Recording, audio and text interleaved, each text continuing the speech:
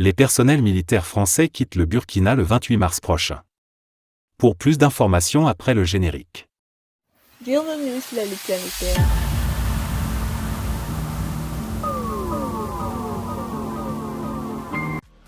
Mais tout d'abord, avant de commencer, n'oubliez pas de vous abonner et activer la cloche de notification, car cela vous permettra de ne plus manquer les prochaines vidéos. Let's go!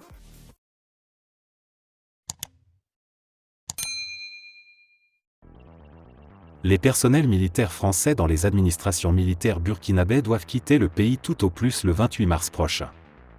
Selon les informations de Omega confirmées par des sources diplomatiques françaises, ils sont environ une quinzaine de personnes qui s'apprêtent à quitter le pays dans les prochains jours.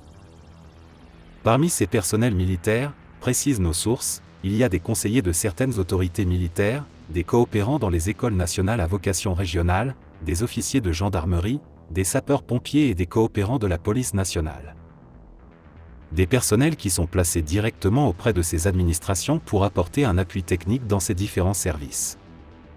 Quelles seront les conséquences de ce départ ?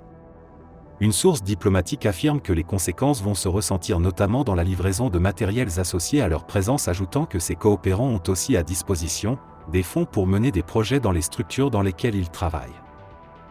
Mieux, c'est aussi un appui technique qui disparaît, souvent de très bonnes collaborations sur le terrain, a-t-elle signifié. Le 28 février dernier, le Burkina a dénoncé l'accord d'assistance militaire technique, conclu à Paris le 24 avril 1961 entre la République de Haute-Volta et la République française, y compris ses deux annexes. Le pays a donné un mois à tous les personnels militaires français en service dans les administrations militaires burkinabè pour quitter le pays.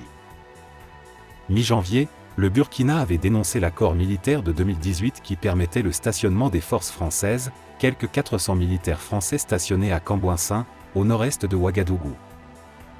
Fin janvier, la France a rappelé son ambassadeur au Burkina Faso pour consultation et annoncé le retrait des soldats français, baptisés « Sabre », du pays. D'ailleurs, selon des sources françaises à Omega, l'ambassadeur Luc Alade est toujours en consultation en France.